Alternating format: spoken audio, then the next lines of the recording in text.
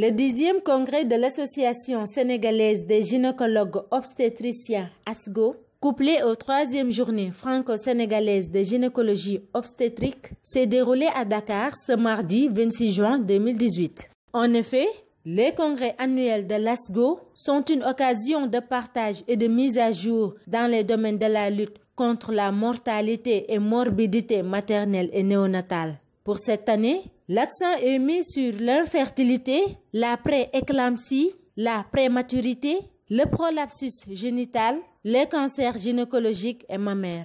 À propos du redoutable fléau qui est justement le cancer gynécologique et mammaire, le professeur Alassane Diouf, président de l'ASGO, tient à préciser. Alors, je disais que donc, effectivement, les cancers gynécologiques et mammaires, les cancers qui touchent la femme, constituent malheureusement un problème de santé. Il y a principalement 2 types de cancers. Il y a le cancer du sein, qui est le 2e cancer en termes de fréquence, qui fait l'objet malheureusement d'un dépistage insuffisant, qui va aboutir à des diagnostics tardifs et qui explique que donc, lorsque les femmes viennent consulter, elles sont à des stades tellement avancés que le traitement il est lourd, il est difficile et il ne donne pas de bons résultats.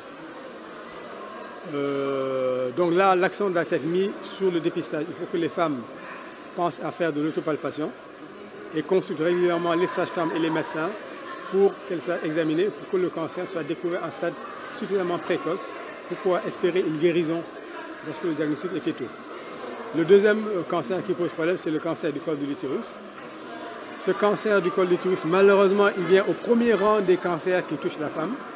Et pourtant, c'est un cancer qui peut être éradiqué à la limite parce que maintenant, il y a la vaccination qui existe, qui est efficace, qui peut empêcher, lorsqu'il est administré aux femmes avant le début des rapports sexuels, il peut empêcher le développement de cancer.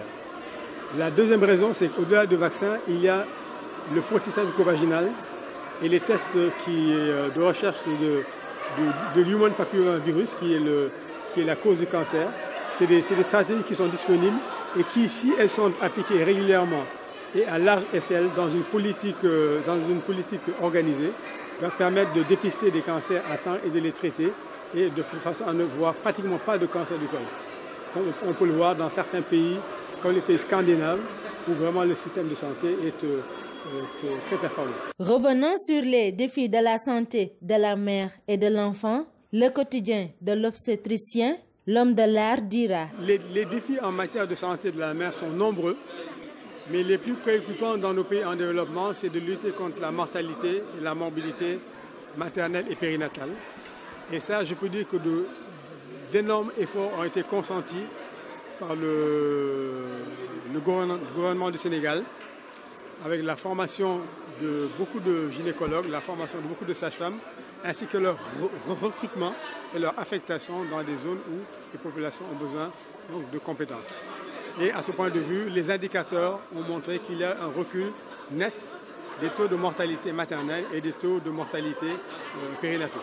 Le défi à relever, c'est de continuer en fait cette dynamique de former des compétences, de former des médecins, de former des gynécologues, de former des sages-femmes, de les répartir de façon équitable dans le pays pour avoir une bonne couverture de santé et donner toutes les chances, des chances équitables à toutes les femmes du pays. Ces grandes assises qui ont vu la présence de l'illustre maître, le professeur Fadel Diadjou, étaient placées sous la présidence de grandes figures du monde obstétrical franco-sénégalais, notamment le professeur Jean-Charles Moreau et le professeur Philippe Descamps. Elles ont eu pour parrain le docteur Salif Guindo, un émérite gynécologue obstétricien.